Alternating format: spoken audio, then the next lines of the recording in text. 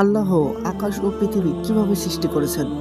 আল্লাহর সৃষ্টি হিসেবে কোরআনে অনেকবার উল্লেখ করা হয়েছে। এই দুটি সৃষ্টির মধ্যে রয়েছে অসীম জ্ঞান ও কুদরত ও নির্দেশন।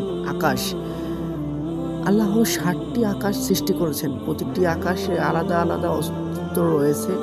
কোরআনে বলা হয়েছে তিনি 7 আকাশ সৃষ্টি করেছেন অস্তরে অস্তরে। তুমি দয়াময় সৃষ্টিতে কোনো ত্রুটি দেখতে পাবে না। সূরা আল মুলক।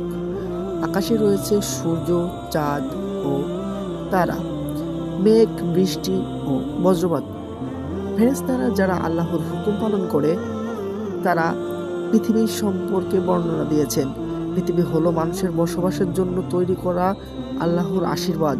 এটি নানা রকম জীব ও সম্পদের পরিপূর্ণ।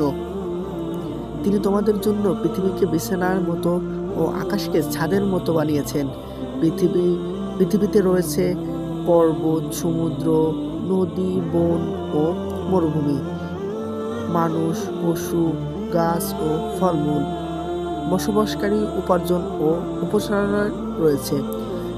আকাশ ও পৃথিবী আল্লাহর অসীম জ্ঞানের নিদর্শন।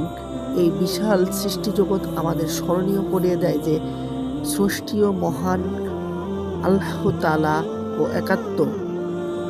আল্লাহ তাআলা আমাদেরকে অনেক